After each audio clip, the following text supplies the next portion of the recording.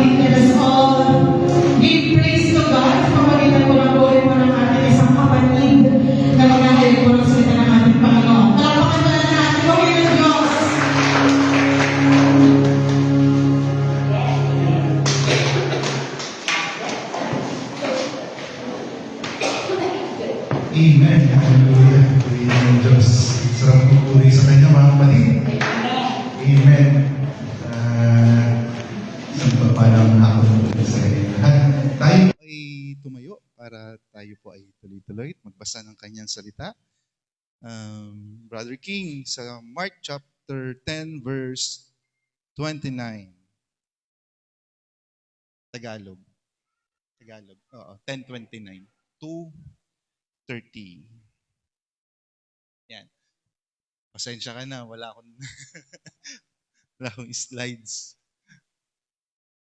10:29:30. Yan.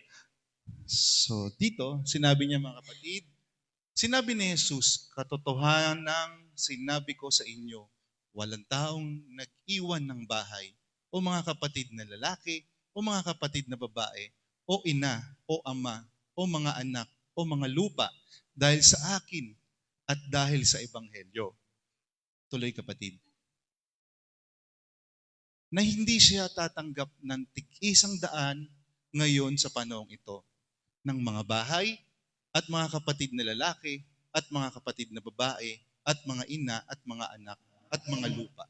Kalakip na mga pag-uusig sa sanlibutang darating ay nang walang hanggang buhay. Purihin at pasalamatan na ating Panginoon sa pagkakabasa ng kanyang salita. Tayo po ay yumuko at manalangin. Panginoon, aming Diyos, tuwing dakila sa lahat. Muli, nagpapasalamat kami sa hapon na ito, Panginoon, sa panibagong pagkakataon na pinahintulot niyo po na kami makaparito sa bahay panambahan upang magsama-sama, mag-fellowship sa bawat isa, O Lord, makapagpuri sa iyo, maitaas ang iyong dakilang pangalan at maihayag sa inyo at sa lahat, Panginoon, kung gaano kakabuti. Ngayon, Panginoon, sa mga sandaling ito, narito kami, sama-sama humihingi ng iyong dakilang presensya, humihingi ng iyong habag, humihingi ng iyong biyaya sapagkat nais namin na ang presensya mo'y patuloy na sumaamin sa mga sandaling ito. Tulungan niyo po kami, gabayan niyo po kami, pagpalain niyo po kami sa mga salita na aming marinig. Ikaw po ang siyang bahal na magturo. The one that you are going to use, Panginoon, bigyan niyo po, dalangin namin na portion of your anointing ay maibigay niyo po sa Kanya. Mabigyan niyo po ng mga kapahayagang nagmumula sa inyo. Gamitin niyo po siya, Panginoon, na ayon sa inyong kalooban. At ikaw na po ang siyang bahala sa lahat. Ito po yung aming dalangin sa pangalan ni Jesus. Amen. Yun, magandang gabi ulit mga kapatid. Makakaupo na po tayo. Medyo kinakabahan. Medyo may katagalan na po nang huli akong napunta dito sa inyong harapan. At salamat sa Panginoon sapagkat binigyan niyo po ulit tayo ng pagkakataon sa mga sandaling ito. Mga kapatid, ibabahagi ko sa inyo ngayon. Brother King, mabilis ka naman, no? So kahit mga Bible verse na lang. So, ang ibabahagi ko sa inyo mga kapatid, isang aral to na actually outline to galing sa isang kumpanya na naging matagumpay. Siyempre, kumpanya yun, ibig sabihin ay sa sanlibutan nito. Yung outline na yun ay magagamit natin ngayon. At tulungan tayo ng Lord na ipaunawa sa atin yung pagkakalatag nun sa pamamagitan din naman ng kanyang mga salita. So, una, ang title kasi nito ay PABAK. Wow, PABAK. Ang totoo mga kapatid, acronym ito. Ano yun? Una, letter P. May tanong ako sa inyo mga kapatid. Kapag tayo ay dumaranas ng problema, paano natin ito hinaharap?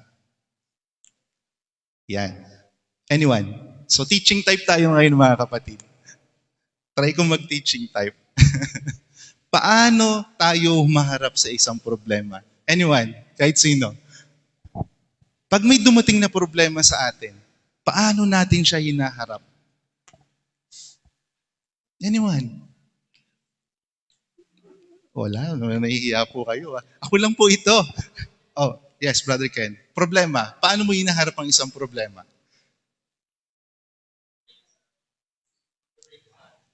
Magpe-pray ka sa Lord. Yun yung una mong ginagawa. Pag may dumating sa iyong problema, nagpe-pray ka sa Lord. Sino pa po? Si Kesed. Yes, Sister Edith. Pag may dumating po sa inyong problema, ano po yung una niyong ginagawa?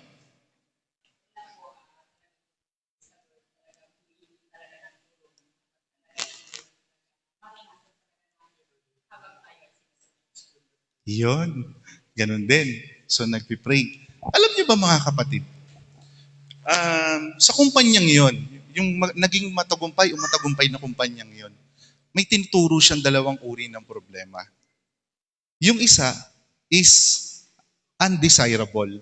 Yung isa naman ay aspirational.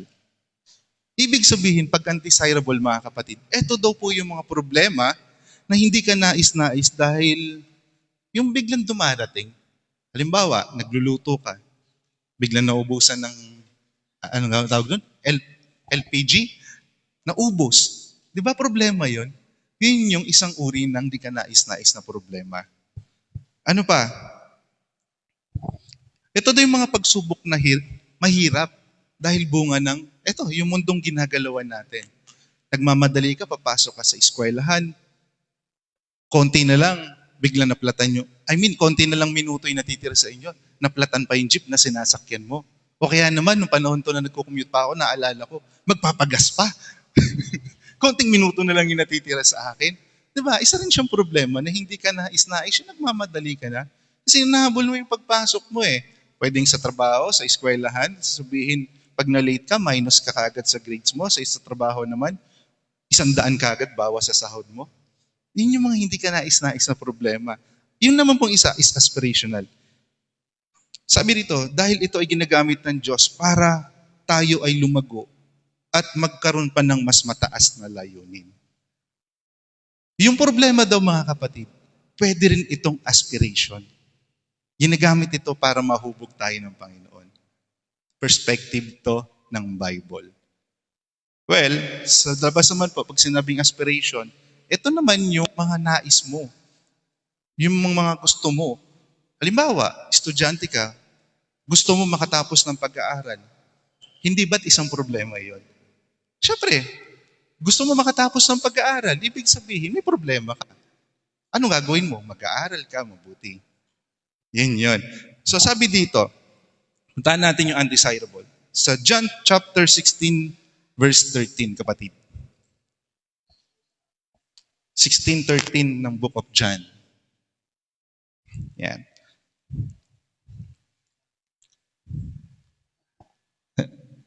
Kaya mo yan, kapatid.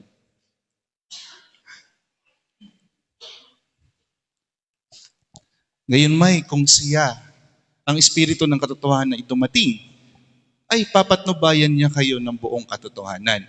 Sapagkat hindi siya magsasalita ng mula sa kanyang sarili, kundi ang anumang bagay na kanyang marinig.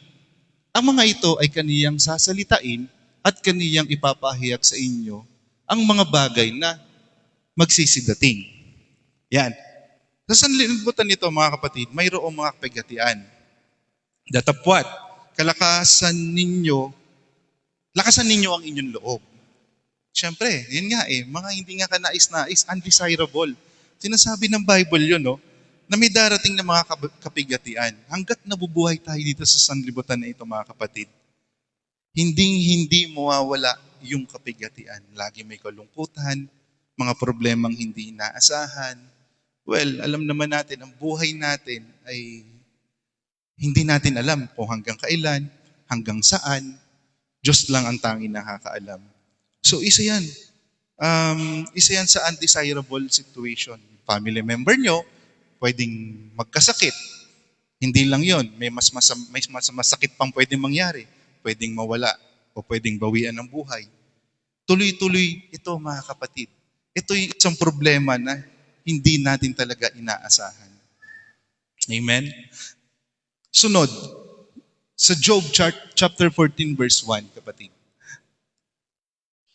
Bilis ni King, no? Ganyan si King. Diba? Kung ako yan, hindi ko kaya yan.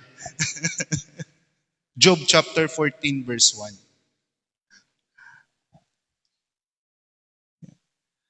Taong ipinanganak, ito naman mga kapatid, sinasabi dito na ang problema ay likas sa buhay ng tao. No?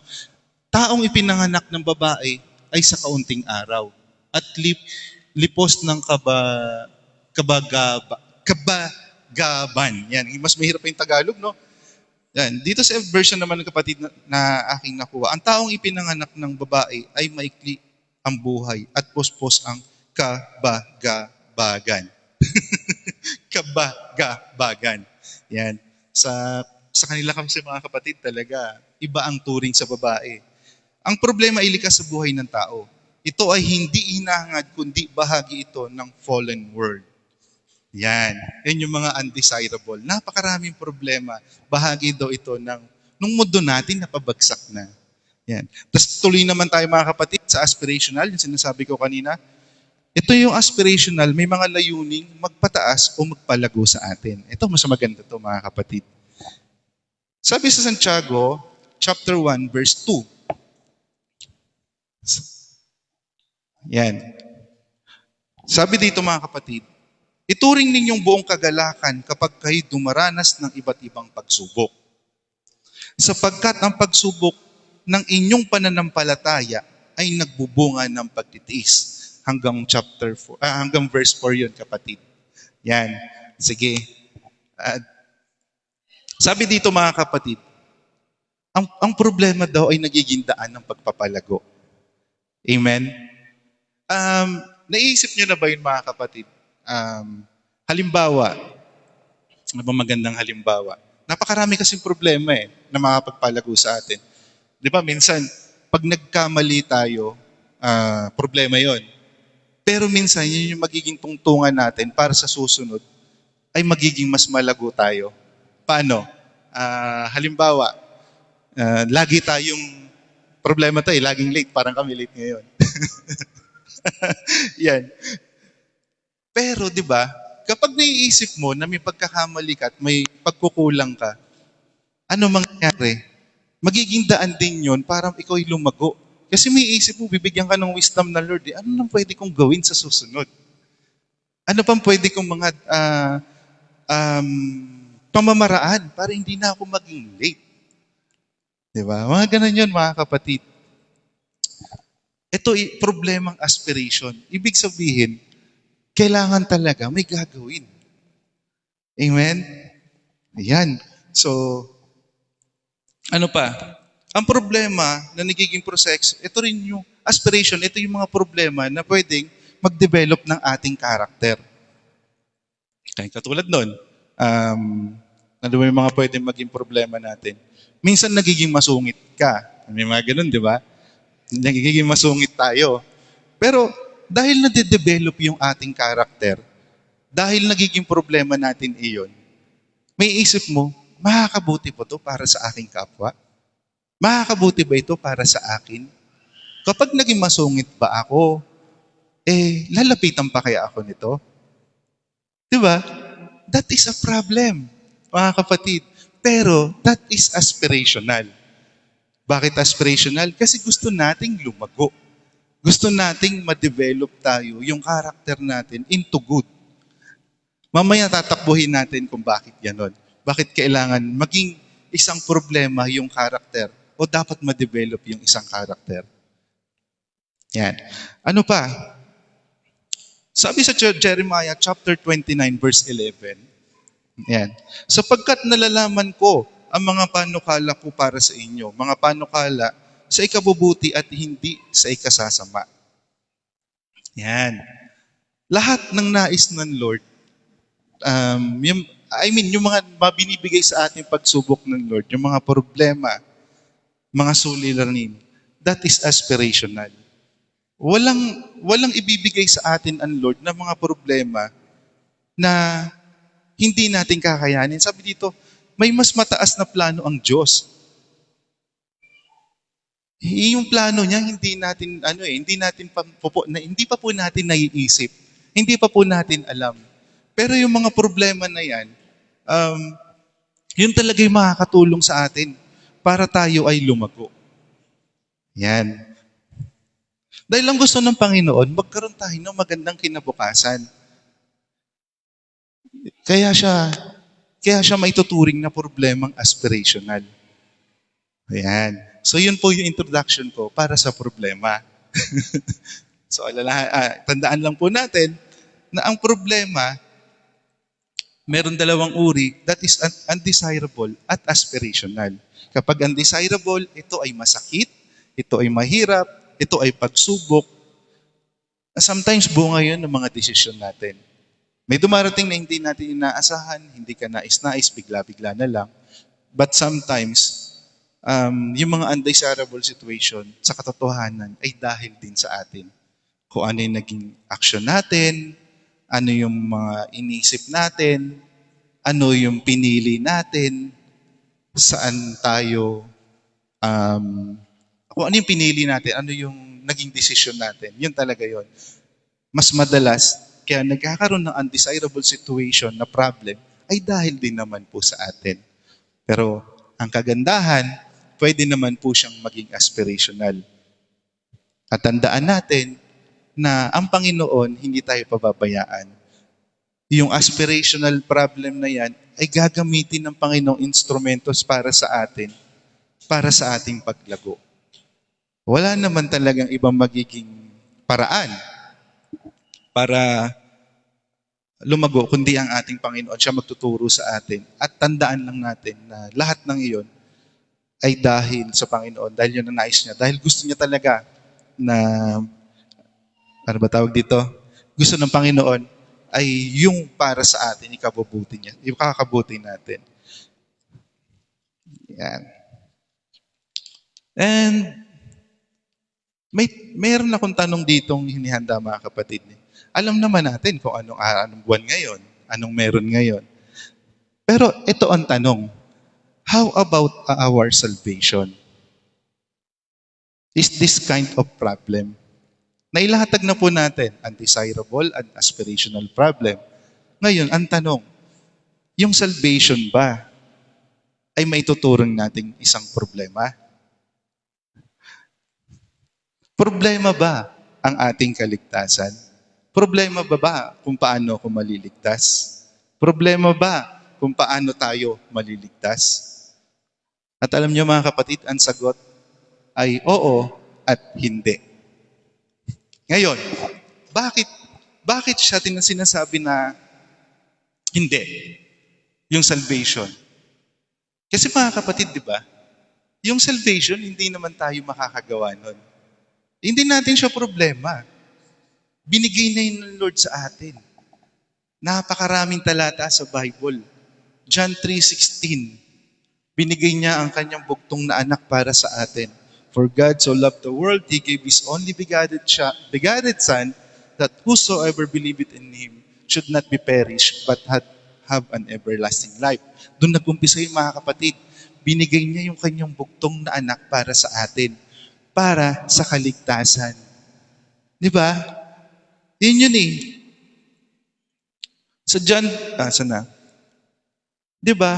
Wala namang ibang pwedeng magtubos ng ating mga kasalanan kundi ang ating Panginoon. Di ba? Yung Diyos na walang kasalanan, Diyos na walang pagkakamali, siya lang ang makakagawa nun. Kaya ang sagot doon mga kapatid is hindi. Ngayon, bakit oo? Ang tanong is bakit oo? Dahil ito ay isang uri ng aspirational problem para sa atin. Tama? Bakit? Dahil kaakibat nito, ang pamumuhay nating matuwid at pagsunod sa mga kaloob niya, sa mga kalooban niya. Tama? Siyempre, aspiration. Paano tayo mabubuhay? That is a problem eh. Paano tayo mamumuhay ng kalooban ng Panginoon ang susundin natin at lalakarin natin?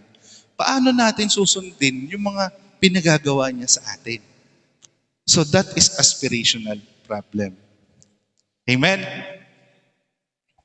Alam niyo mga kapatid, meron tinatawag din na lack of problem. Sa buhay daw na ito, hindi pwedeng wala kang problema eh. Sa buhay natin, hindi pwedeng wala kang problema. Katulad ng mga sinabi ko kanina.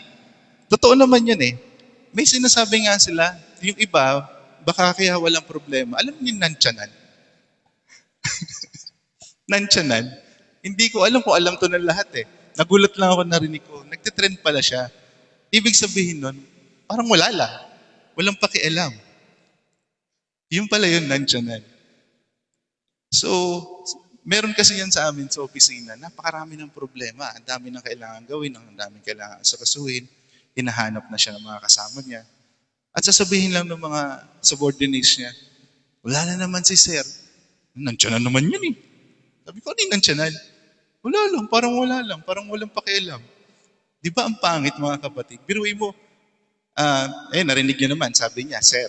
Sabi nung kausap ko, wala si Sir eh. Paano naman, nandiyan na naman yun. Ibig sabihin, wala siyang problema. Hindi niya naiintindihan kung ano yung problema. So baka mga kapatid, baka meron din sa ating mga ganun. Sana naman po, wala. Na yung salvation, napakahalaga. No? Tapos parang wala lang sa atin. Parang ganun. Yun pala yung nandyanan. Ay, ano pa yung iba? So baka naman, sabi nga nila, maaring patay ka na o baliw ka na. Ayun yun. Pero natutuwa talaga ako na narinig ko yung nandyanan. Yung walang sensitivity sa problema. Katulad natin, di ba? Dapat maging sensitive po tayo mga kapatid sa problema natin ngayon na paano ako maliligtas o paano ako mapupunta sa kalangitan. Paano ako makakapiling ang Panginoon? Paano ako makakapunta sa simbahan? Paano ako makaka-attend ng regular service? Paano ako makikipag-fellowship sa aking mga kapatiran? Yun mga kapatid. Tandaan natin, ang pinag-uusapan natin ngayon ay problem about salvation. Amen? Yan. So, proceed tayo mga kapatid dun sa pangalawang itinuro ng kumpanya na yun. After the problem, ang sabi niya, dapat meron tayong ambition. Ambition. Sabi dito sa Bible, paliwanag ko muna establish ko muna yung ambition. Sabi doon mga kapatid, ito yung tinatawag nating sana. Diba? Parang tayo, paano ba tayo mag-ambition?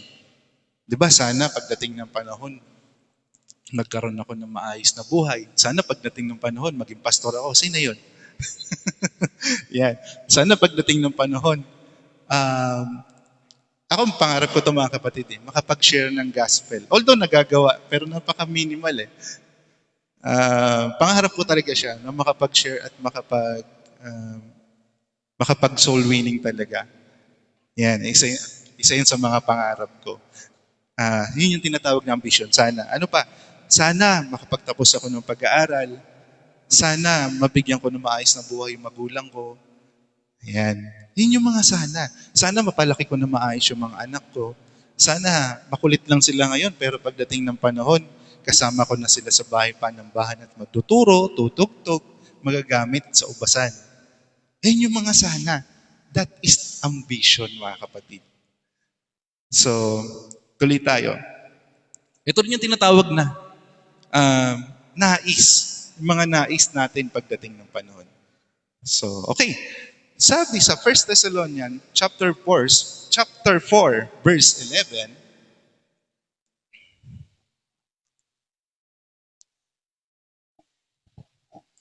para magkaroon tayo ng talagang salvation, dapat magkaroon tayo ng ambition. At sinasabi dito sa 1 Thessalonians, gawin ninyong mithiin ang mamuhay ng tahimik. Maiksi na ito mga kapatid. Maiksi na. Pero sige, Brother King. Chapter 4, verse 11. Sige, dyan na lang para kita. 4. 11. Para kita ng lahat. At pag-aralan ninyong maging matahimik. Yan. At gawin ng inyong sariling gawain. At kayo'y mga pagal ng inyong sariling mga kamay, na gaya ng aming ipinagbilin sa inyo. So dito, tahimik lang. Ang ganda mga kapatid nung tinuro dito. Tahimik. Alam nyo mga kapatid, minsan o madalas, mas gusto ko tahimik. Ganon daw kami mga lalaki, lalo na pag ang dami ng problema. Yung simula umaga, nagdadrive ka pa lang, puro problema na. Pagdating mo sa opisina, mas dumami pa. Hindi matatapos yung buong araw na napakaraming problema. Kaya ako, personally, mas gusto ko yung pag-uwi ko ng bahay, tahimik na lang. Wala mo nang maingay. Minsan, pag may mag-iingay sa bahay, Oh, lalabas ako. Kasi ayoko na maingay.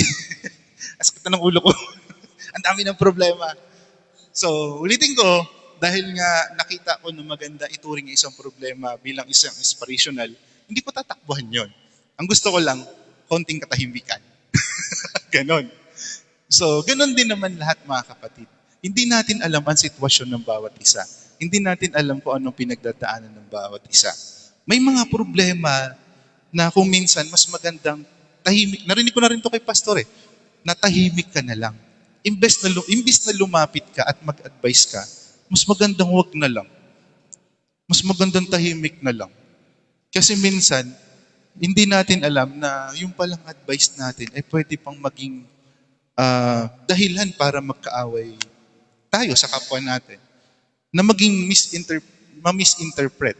Pwede nga, nagkamali lang ng dinig Kinausap, uy, kamusta ka na? Yun ang sinabi. Ang pagkarinig naman, since maraming iniisip, maraming problema, ang pagkarinig niya, ano ka ba naman? Diba? Hindi malayo mangyari yan mga kapatid. Kasi nga, sa dami ng iniisip ng isang tao, yung word na ano ka ba naman? Sa taong maramdamin, sa taong sensitive yung puso, hindi ganun ang pagkaunawa niya. Kung iniisip natin ang pagkaunawa dun sa salita na yun, although hindi niyan sinabi ay parang nag-care ka o gusto mo lang siyang kamustahin. Pero sa katotohanan, hindi lahat ng tao ay ganun ang pagkaunawa. Alam niyo mga kapatid, hindi ko sa ngayon, meron pagkakaalam ko, 54 yung mga kasama ko under me. Alam niyo po ba, napakahirap. Napakahirap intindihin, ispilingin ng mga taong to. Iba-iba ng ugali. Iba-iba ng kagustuhan. Hindi ko alam kung anong gagawin ko. Minsan, pag sama-sama na sila, iba-iba yung mga timpla. Sa pagkain na nga lang, sa kape na nga lang. O, akin, ganito. O gusto ko, ano nga ba yun? Hindi na kasi ako nag-SB. Chamomile tea. Yung isa gusto. Basta iba-iba. Dun sa mag-order, napakahirap nun. Nahihirapan yung mag-order. Ang gulo. So dun pa lang, hirap na. Hindi na kasi ako nag-SB. Ano pa? Merong mga tao na gusto, pagkakausapin mo, i-motivate mo. Ito yung gusto kong sabihin. Ang gusto niya ay parang malumana yung pakikipag-usap. O ganito, kita mo yan? 1 million lang yan. Kayang-kayang mo yan. Kamagala nandito ako. Tulungan kita. Gagabayan kita dyan. Basta, magko-close monitoring tayo dyan. Pagtulungan natin. May ganun.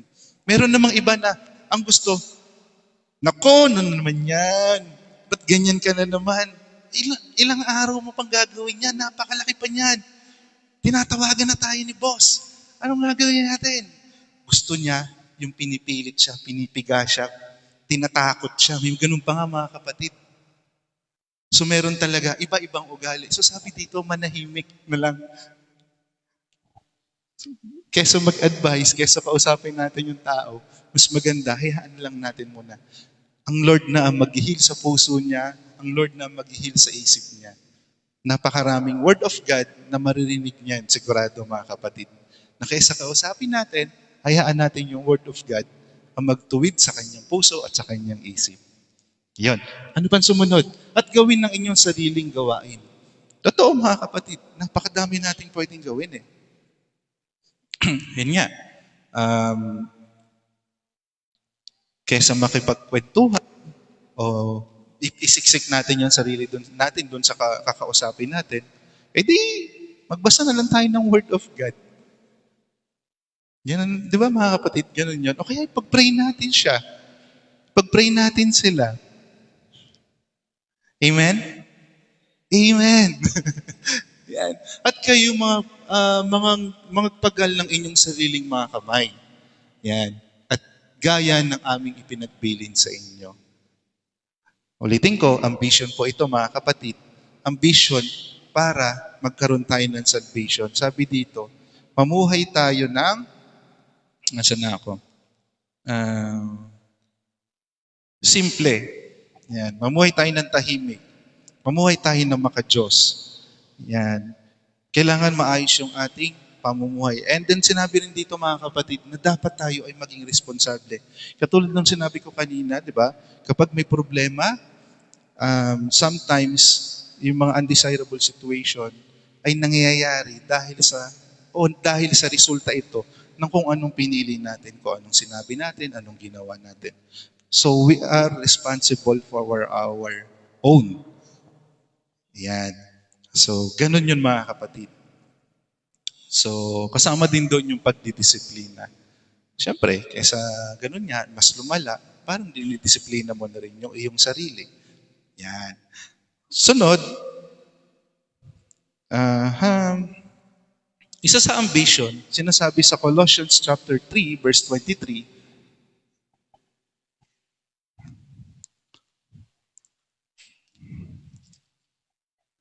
ayun, anumang inyong ginagawa ay inyong gawin ng buong puso, na gaya ng Panginoon, at hindi sa mga tao. Yan. Ano man ang inyong gawin ninyo ito ng buong puso para sa Panginoon. Yan. So gagawa tayo mga kapatid, para sa salvation, yung isa sa dapat natin maging ambition, ay gumawa tayo para sa ikalulugod ng Panginoon. Hindi natin gagawin yung mga bagay na dahil sa ikapagmamapuri natin. Yun. So, ako nahihiya ako mga kapatid, hindi ko alam kung paano ibabahagi sa inyo na there are around 50 people under me. Hindi ko alam kung paano, pero yun. Hindi ko yun hinihingi para ipagpapuri para papuri para sa akin, kundi yun ay papuri para sa Lord. Kasi hindi ko naman sila makakasama kung hindi dahil sa Panginoon. Bakit? Hindi naman ako magkakaroon ng ganung pagkakataon na maging isang leader kung hindi dahil sa Panginoon. Naaalala ko kung paano ako napunta dito sa posisyon na to mga kapatid. Nasa Bicol kami noon. Parang hindi ko alam, ito yata yung suot ko during the interview. Hindi dahil sa akin kung bakit ako napunta doon sa posisyon na yun, kundi dahil sa Lord. Ilang araw, ilang buwan, baka nga may taon pa kasama ang church sa pagpipray noon mga kapatid para makuha ko yung posisyon na yun. So Lord talaga ang kapurihan. So, yun, ginagawa ko ang mga bagay na to, hindi para sa aking sarili. So, lagi kong pinagpapasalamat ito sa Lord at lagi ko itinataas ang Lord sa buhay ko mga kapatid. So, ganun din yun sa atin. Para magkaroon ng salvation talaga, laging sa Diyos ang kapurihan. Kasi kung itataas ko yung aking sarili, nako, aray ko. Baka dito pa lang, ngayon pa lang, sa inyo pa lang, laglag na ako mga kapatid.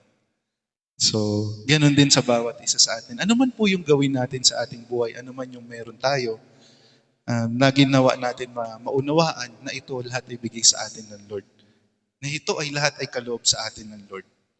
Na ito ay hindi nakuha natin dahil sa sarili nating kakayanan, talino, wisdom, kundi dahil sa Panginoon mga kapatid. As well as our fellow brothers and sisters na patuloy na naglanalangin para sa atin. Ayun, naalala ko, singit ko na rin, napakabisa ng panalangin ng simbahan, ng ating pastor, ng ating mga leaders. So, singit ko na rin, pagpatuloy natin na kung may mga kailangan po tayo na nais, mga kagalingan, mga nais natin sa buhay pa, syempre, hindi naman pwedeng tayo lang makikinabang. Lahat tayo makikinabang. Yan. So, sama natin ang church sa ating mga panalangin. Alam ko naman, hindi naman talaga may iwasan. Mamumroblema tayo sa pinansyal. Yan. Mamumroblema tayo lalo na sa ating health. Akala ko nga mga kapatid, ako si Superman eh. Hindi natutulog kahit magdamag. Sige, ako na po magdadrive. Sige po, tutulong po ako dyan. Sige po, saan po tayo? Ganyan po ako sa trabaho. Akala ko kasi sa Superman ako. Yun. So, nandyan po ang simbahan para sa atin, para makatulong sa atin palagi. So, ulitin ko, hindi po kahit sino sa atin o sino man sa atin ang dahilan. I mean, yung personal na lakas ang ginamit, personal na talino, kundi lagi nasa Lord po iyan. Lagi tayong luluhod sa Panginoon, lagi tayong lalapit sa Kanya, at huwag kayong mag-alala. Kung ako, binigyan ng ganito, kayo din mga kapatid. Kung kayo hindi magaling sa, sino ba ng mga estudyante ba rito? Kung hindi man kayo ganun ka aktibo pa sa eskwelahan, ako kasi hindi rin ako ganun dati, pero nakagraduate naman ako. Hindi naman nagkulang sa akin ng Lord. Lalo na ngayon, nandito kayo, nakasama namin kayo. Sama-sama tayo nakikinig ng salita ng Lord, di ba? Mas lalong hindi kayo pababayaan ng Panginoon. Di ba, mga kapatid? Yun. So, ayun, ganun din sa Matthew chapter 6, verse 33. Anong sabi dyan, kapatid? Matthew 6:33. Datapwat hanapin muna ninyo ang kanyang kaharian at ang kanyang katuwiran at ang lahat ng mga bagay na ito ay pawang idaragdag sa inyo. Ganoon din yun, mga kapatid. Sabi dito sa talatang ito, unahin ninyo ang kanyang kaharian. Basic, Wednesday, salamat sa inyo mga kapatid. Salamat sa Lord. At pinahintulot niya rin na narito ako at sa aking pamilya. Alam niyo ba, napakahirap. Hindi ko alam kung ilan sa atin dito ay nahihirapan sa mga ganitong schedule. Bahagi ko na lang din sa inyo. Ako po, nagmumula pa minsan ng Pampanga, ng Olongapo. Malabo naman yung La Union para sabihin ko sa inyo, makaabot ako. One way pa lang, 4 hours na yun. Pero pinipilit ko po talaga na humabol. Hindi ko sinasabi to para sabihin nyo, kaawaan nyo ako, o, kaya pala ganito, ganito. Hindi po. Para maunawaan lang natin na mahalaga talaga na unahin natin ang Panginoon. Minsan lang, hindi ko nagagawa talaga kami na maghabol. Kasi yung sobrang pagod ko, pagod ng isip ko, pagod ng katawan ko, pag na-drive, hindi na talaga kaya. Bahay na lang kami. Mag-online na lang. Minsan talagang late na rin nakaka-uwi. Pero purihin ng Lord, ang mahalaga, nakaka-uwi tayo sa ating pamilya, ligtas, payapa, at may pagkakataon na makinig pa rin ng kanyang salita. So, yun, unahin natin kung may pagkakataon, mga kapatid. Prayer ko na nga lang din, magkaroon ako ng pagkakataon talaga na every Wednesday muli na nandito. Alam ko naman, bawat isa sa atin dito ngayon, kasi tayo naman to lagi. Sabi ganun. Hindi po. Alam ko naman na kayo, mga kapatid, ganun din yung nais. Yun na yun talaga nasa puso natin. No? Sana lang, hindi siya mawala. Kung dumating man yung panahon at pagkakataon na talagang nihirap tayo, continuous prayer lang. Talagang kailangan nating unahin yung gawain ng Lord. Friday talagang hirap na hirap lang.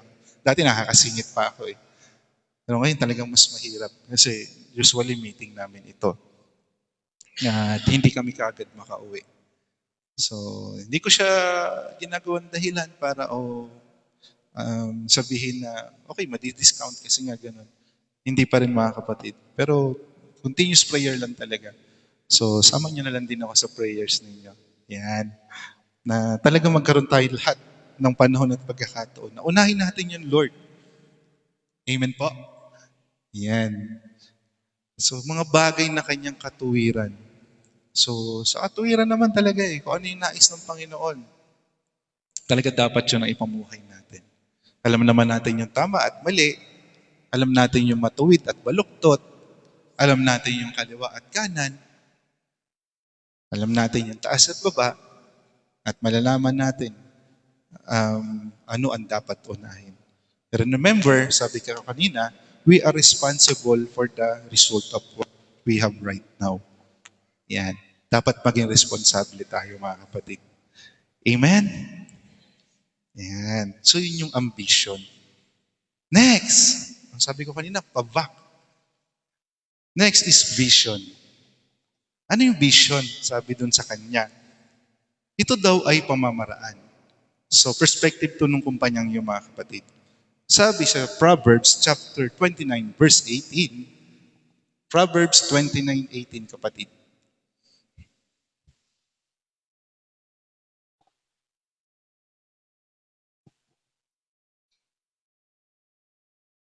Sabi dito, pamamaraan nito, mga kapatid, kung saan walang pangitain, ang bayan ay sumasama. ngunit siyang nag-iingat ng kautusan ay maligaya siya.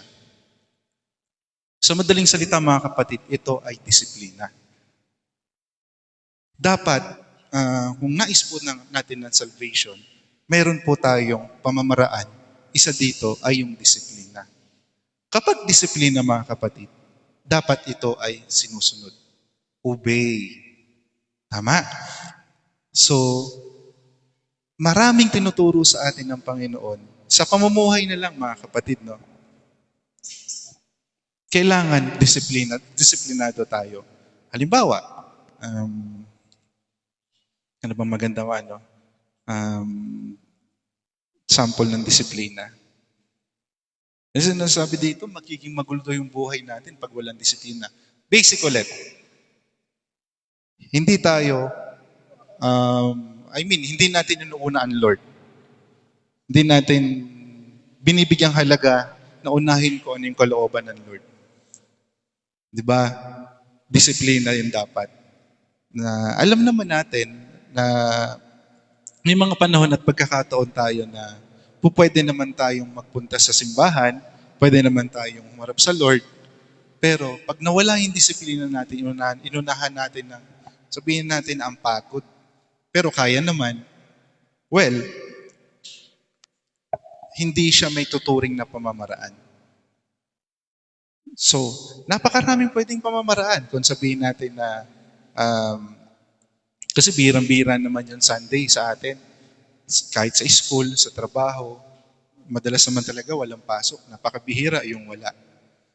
Pero kung uunahan natin ng, hindi ko alam kung tamang word yung katamaran eh. Kasi sa totohanan, yung pagod, kaya naman eh. Sa trabaho, na-experience ko to. Kahit pagod ako, kaya ko naman pumasok. Pero pag nauna sa akin yung katamaran, leave na lang ako. Actually, ngayon mga kapatid, leave ako eh. Sige, mamaya na lang. Leave ako. Hindi ko masasabing katamaran. Yan, hindi ko masasabing katamaran kung bakit ako nag-leave ngayon. So hindi naman lahat ng hindi naman masasabi na lahat ng dahilan kung bakit nag-leave para sa trabaho ay katamaran. Okay? Yun. Sa disiplina, maraming panahon, maraming pagkakataon na pwede natin gawin ito. Regular na natin to eh. Tapos ngayon, halimbawa pa nga, hindi na nga ako pumasok sa trabaho, tapos hindi pa ako makapag-church ngayon. Yan.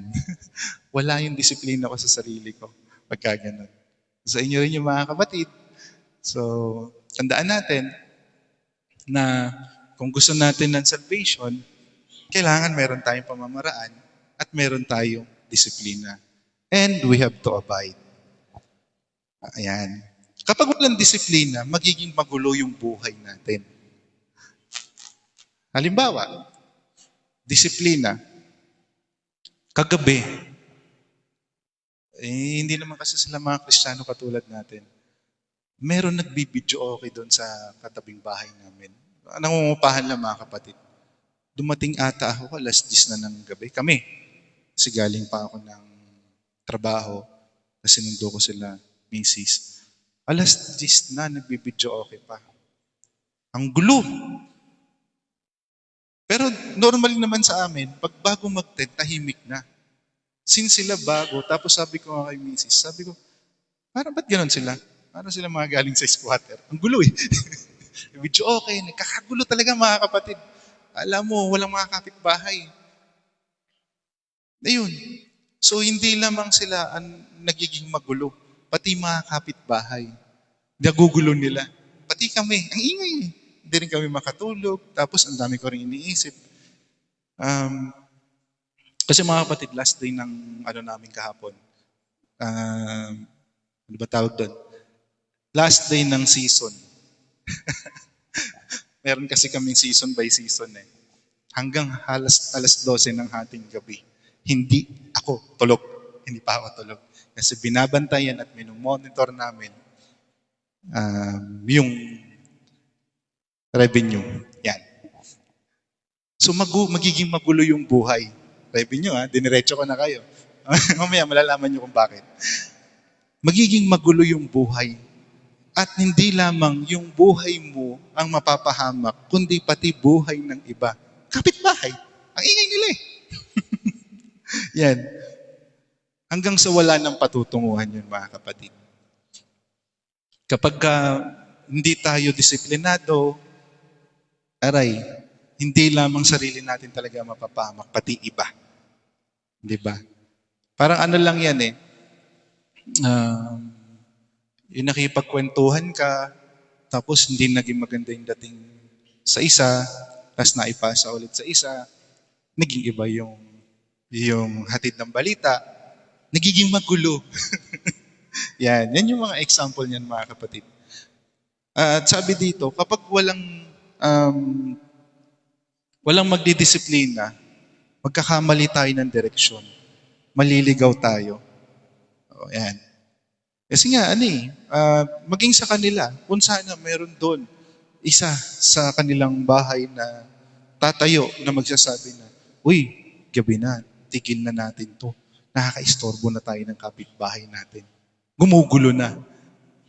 Ay, magiging maayos sana ang lahat. Ayun. Parang ano lang din daw yan, mga kapatid. Parang isang barkong walang nagtitimon. Walang paraan eh.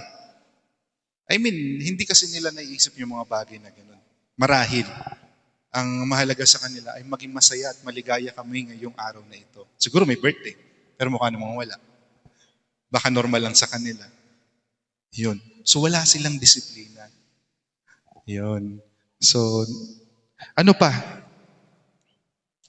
Kapag daw ganun, mga kapatid, kapag walang disiplina, nawawala din yung focus.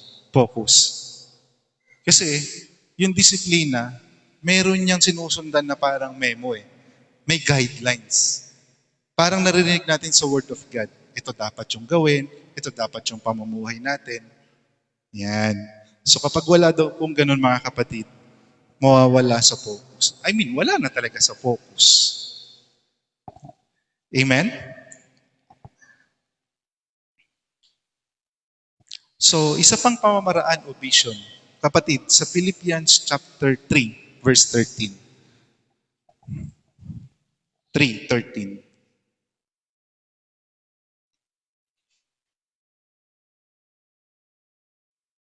Mga kapatid, hindi ko pa inaaring inabot. Datapwat isang bagay ang ginawa ko na nililimot ang mga bagay na nasa likuran.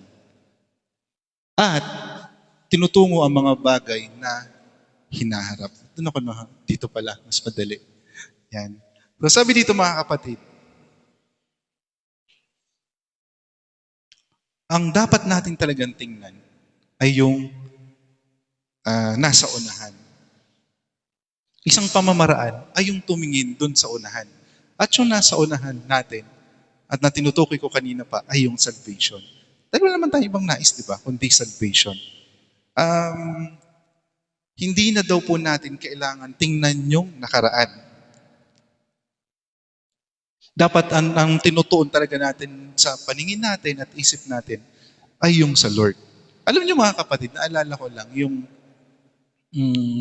nakakita na kayo ng kabayong may tapaoho? Tapaoho ba tawag doon? Ganun. Alam niyo, mga kapatid, mga kabataan natin, hindi nila alam. Tapaoho. Yan. Di ba? Yung kabayo, susunod lang yon sa, anong tawag doon? Kartero. Hindi. Anong tawag doon? Hinete. Yan. Susunod lang siya sa hinete. Yung hinete, ang gagawin lang, papaluin siya para tumakbo yung kabayo, then pahihintuin, tas siya na rin yung kakabig. Pero yung kabayo, wala siyang iba nakikita kundi yung unahan. Anong dahilan? Isang pamamaraan yun, mga kapatid, para nakapokus yung kabayo dun sa kanyang pupuntahan, sa kanyang direksyon. So, ibig sabihin dito, mga kapatid, kailangan pa ba lagyan tayo ng tapaoho para ang direksyon lang natin ay Lord? Diba? Hindi naman. Pero sabi dito, talagang kailangan nating tingnan ay yung nais natin na salvation. Kasi napakaraming distraction sa gilid-gilid, mga kapatid. Pwedeng nasa likuran. Hindi naman tayo. Diba? Ang tinutukoy niya lang doon, yung tapaoho, Kasi sa totoo lang, ang dami talaga nating pwedeng marinig, pwedeng maka-encounter, pero yung kabayo, diretso lang. Diretso lang. Di ba? Ayoko naman yata maging ganun ako. Na kailangan palagyan ako ng tapauho para lamang ang direksyon ng paningin ko, pananampalataya ko, action ko, gagawin ko, sa Lord. Ang pangit nun, mga kapatid, pag may tapauho pa. No? So, diretso lang. Isang pamaraan, mga kapatid, para makamit natin yung ating salvation ay hindi na balikan yung mga pangit na nangyari. Bagkos, yun ay naging problema natin para maging tuntungan natin para hindi na natin maulit muli. Kung may pagkakamali tayo nung una, pagkakasala, wag na raw po nating ulitin. Kung may mga kasamahan tayo na pwedeng school, trabaho, kapitbahay, na gumagawa na hindi maganda at pipilitin kang ayain, takpan mo na, lagyan mo na ng tapauho. Wag naman yung literal, mga kapatid, na maglagay tayo ng ganon. Kundi isarado natin yung paningin natin. Sarado natin yung pandinig natin para sa mga ganong bagay. Hindi tayo malalayo sa napakaraming problema sa sanlibutan, mga tukso, mga ganyan. Tukso saan? Sa alak, sa bisyo.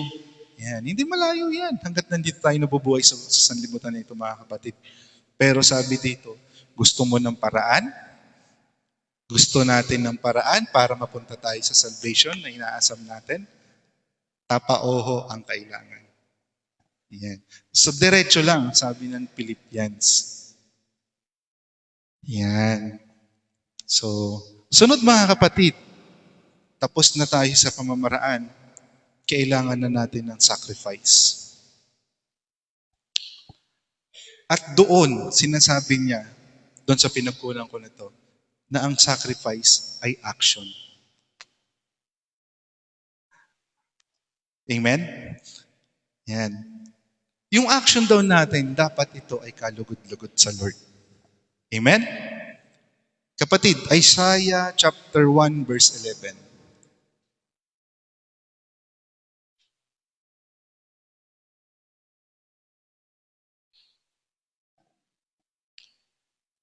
Sa anong kapararakan ang karamihan ng inyong mga hain sa akin? Sabi ng Panginoon. Ako'y puno ng mga handog na susunugin ng mga lalaking tupa. At ng mataba sa mga hayop na pinataba. At kayo hindi nalulugod sa dugo ng mga toro o ng mga kordero ng mga kambing na lalaki. Yan. Sa madaling salita, mga kapatid, wala daw po ito sa dami ng ating hain. Wala ito sa dami ng action na gagawin natin. Kailangan natin tingnan, halimbawa, katulad dito sa chapter na ito, mga kapatid, dito sa aklat na to, sabi dito, tinanggihan ng Diyos ang mga sakripisyo ng Israel dahil walang pagsisisi. So kasama sa action, mga kapatid, ay pagsisisi. Oo, gagawa tayo sa Lord, pero baka naman may mga pagkakamali pa tayo, pagkakasala tayo na hindi natin inihingi ng tawad sa Lord. Because sacrifice without relationship is walang kabuluhan. Gagawin ko to na magsasamba sa Panginoon, magpupuri sa Panginoon, pero dapat daw po, hindi natin kakalimutan na meron tayong relasyon sa Lord. Bukod pa sa pagsisisi, dapat itinuturing din natin na meron tayong relasyon sa Panginoon. Amen? Kailangan maramdaman natin yung isang relasyon. Yung sa isang relasyon, anong meron? Hindi ba't nandun yung sacrifice? Maglaan ka ng oras, maglalaan ka ng panahon, maglalaan ka ng araw. Wala kang magiging ibang dahilan kundi para sa Lord lang talaga. Kailangan doon ay talagang meron kang relasyon. Nararamdaman mo na ginagawa mo to dahil mahal mo ang Lord. Hindi lamang dahil mahal ka niya, mga kapatid. Dahil gusto natin itong gawin dahil wala tayong ibang tinitingnan kundi ang Lord na talaga namang siyang aasahan natin hanggang dulo. Yun. Tandaan natin, sabi dito, na wala daw kabuluhan yung dami ng hain natin. Kung wala din naman. Yes, we turn it into action na ginawa natin sa lahat. We have ministries, we have do our efforts para umahabol dito, kahit nasa kabila ng nag-aaral pa tayo, kulang sa oras, trabaho tayo, nagmamadali tayo para makahabol. Hindi daw po yun doon nasusukat mga kapatid. Kailangan talaga may relasyon, may pag-ibig, may sakripisyo. Yun. Ano pa?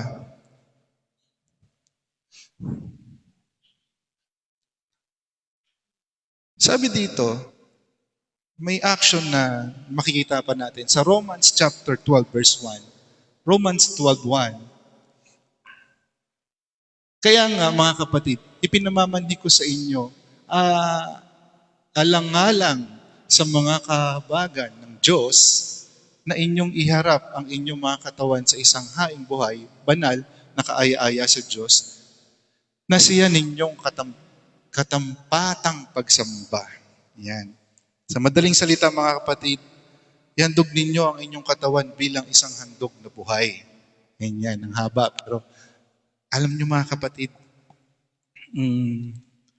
bilang isang sakripisyo at aksyon na may ibabahagi talaga natin sa Lord, ay kasama na rin ito na ibibigay talaga natin yung ating mga sarili. Hindi lamang sa makikinig, pupunta rito, kundi talagang andun na rin yung pagpapagamit sa Kanya. Yun, kasama natin dapat yun sa, hindi lamang sa mga ganitong uri ng gawain, kundi tinuturo din sa atin dito mga kapatid na kahit na wala tayo sa bahay panambahan, kahit konti lang makapag-share tayo ng Word of God. Alam nyo mga kapatid, gamit na gamit ko rin ito. Nag-share ako sa GC namin, Word of God. So, ako nagmamalaki ko talaga na yung Word of God napaka-effective. Alam nyo mga kapatid, kahit dati pa, sabi ko sa kanila, kahit anong sabihin ko sa inyo, kahit anong sabihin ko na pang-motivate sa inyo, kahit anong pangaral ko sa inyo, hanggat hindi ang Lord ang kumilos dyan sa mga puso't isip nyo, walang mangyayari. Kahit nga sa inyo magagaling na tao, matatagumpay na tao, hindi naman dahil lang yun doon kundi dahil merong wisdom na binibigay ang Lord sa atin. Ganon yun mga kapatid. So ang action doon, kailangan talaga natin ibigay din yung ating sarili. Hindi lamang doon sa, tama ba? Hindi lamang doon sa araw-araw na pamumuhay natin, kundi oras-oras, minuto, ibibigay talaga natin yung sarili natin sa Lord. So, mag-share tayo, mag-share kahit na through text. Yun, usual ko na nagagawa yung mga kapatid, salamat sa Lord. Share ng Word of God, then konting share sa kanila ng paano naging mabuti yung Lord, paano ba naging mabuti yung Lord dun sa salita na yun. Yan, so magandang encouragement yun mga kapatid. Kasi I think hindi lang naman ako yung may mga GC dito sa trabaho, pati kayo kahit sa eskwelahan. Konting share lang. Bahala na ang Lord dun. So yun yung yun yung sacrifice ko. Kasi nung una talaga nahihiya ako Natakot ako baka mamaya. Tanungin ako. Baka tanungin ako ng kung ano-ano. Baka mamaya meron pang unbeliever doon. O kaya naman magkaiba kami ng pananampalataya. Magkaroon ng diskusyon. Yun yung takot ko nun mga kapatid. Pero yung action na tinuro sa akin ng Lord, mo lang. Subukan mo lang. Wala namang mawawala. And God will do the rest. Yun. So ibigay natin yung ating sarili bilang isang buhay na handog. Kasi wala naman talaga ibang gagawa nun mga kapatid, kundi tayo, yung sarili natin, ilalagay natin, ito-turn natin into action. Kasi kahit sabihin ng ating ng pastor, mag-share kayo, Word of God. Kung hindi naman natin siya iti-turn into action, wala lang din. Ulitin ko, nakakahiya minsan, nakakatakot, pero God will do the rest. Naalala ko nga mga kapatid nung may gawain tayo mga nanay and tatay sa Altarasa. May bahagi ko, di ba? So, gusto ko na mag-share nun. Uwian yung mga bata eh. Di ba nakasama natin, nagsusumpa po kayo. Sabi ko, ako naman, hiniready ko na yung notes ko eh. Share ko na sana ng gospel. Yan, umuwi agad. Sabi ko, parang sarap ulitin nito. Dito tayo lagi ah. Kasi ang dami mga kapatid doon, mga kabataan, mga nagja-jogging ng mga nanay, tatay, ganun. Iba-iba. So, yun. So, sa action, sa sacrifice, kailangan talaga may pagsunod. May pinagagawa sa atin eh. Dapat yung pinagagawa sa atin o yung action natin galing sa puso. Even though may takot, may pangamba, but sabi ko nga, God will do the rest. Yan. Para yun sa Lord natin. At pinakahuli, sabi dito, yung komisyon. Alam ko, hindi lang yun. Napakarami kasi dapat. Pero nawa, makatulong sa atin yung mga ibinahagi ko na una para magkaroon tayo ng komisyon. Yung komisyon natin, yung reward natin sa langit. Sabi dito, yung binasa natin kanina sa Mark chapter 10, verse 29 to 30, pinakadulo mga kapatid. Yan. Ang sakripisyo, walang sino man nag-iwan ng hindi tatanggap ng higit pa. Sabi doon mga kapatid, ito, sa meron tayo ngayon, kapag inuna na talaga natin ng Lord, pag ginawa natin ito para sa Lord, lahat ng to, yung nga ginagawa natin, inalay natin para sa Kanya, yung pagpapala, ibibigay niya sa atin yun as a reward dito sa pangangailangan natin habang nasa mundong ibabaw tayo. At ang pinakamahalaga sa lahat, yung commission natin na makukuha natin, matatanggap natin sa Kanya, yung salvation. Amen? So ulitin ko, sabi dito, ito ay galing sa isang kumpanya, ang tawag dito ay mantra. Problema, ambition, vision, action para magkaroon ng komisyon. At ang binabahagi ko po sa inyo ay galing sa isang kumpanya na naging matagumpay. Hindi man siya kilala, pero multi-millionaire na siya. At as of March 31, April 1 na lang, 12 o'clock kagabi, 950 million na po yung kinita nila. At kahapon, ako po nagtatrabaho sa kumpanya na yun, sa Everfirst. Hindi po ako proud kasi sa ganun mga nangyari, sa laki na nakuha ng kumpanya. Pero proud ako dahil nakilala ko ang Panginoon. Dahil siya yung naging gabay ko para makuha din yung share ko para sa kumpanya na yun. 950 million.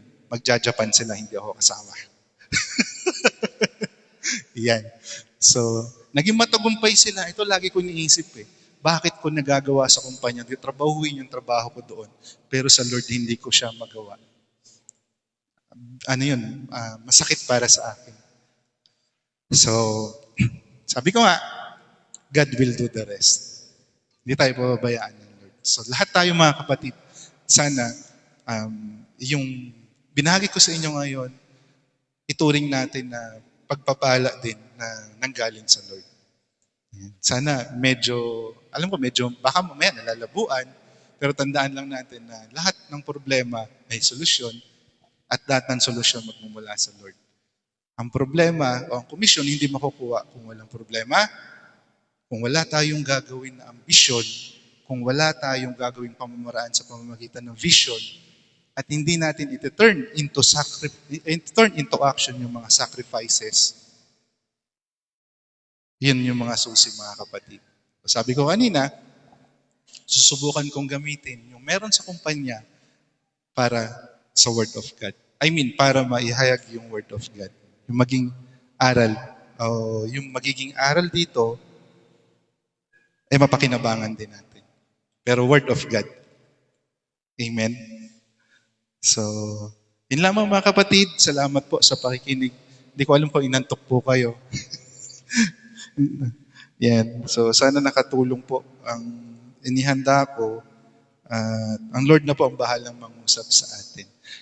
Yan. So, Pastor. Sige, bigay ko na po kay Brother Amen para sa closing prayer. Thank you po. So pray po tayo mga kapatid para sa pagtatapos. Lord, pinupuri ka po namin sa gabing to, Panginoon. Marami pong salamat sa tinuro ni Kuya Mar, Lord. And i-bless niyo po ang pamilya niya, Panginoon. I-bless niyo po siya, Lord. At i-bless niyo po siya spiritually and financially, Lord. And gabayan niyo po siya sa mga businesses and mga tinatak niya sa araw-araw, Lord. And Lord, dito po kami para purihin ka, Lord. Uh, Humingi po kami ng kapatawaran sa mga nagagawa namin kasalanan, Lord. And we give you all the glory, Lord. Ingatan niyo po kami sa pag-uwi. In Jesus' name, Amen.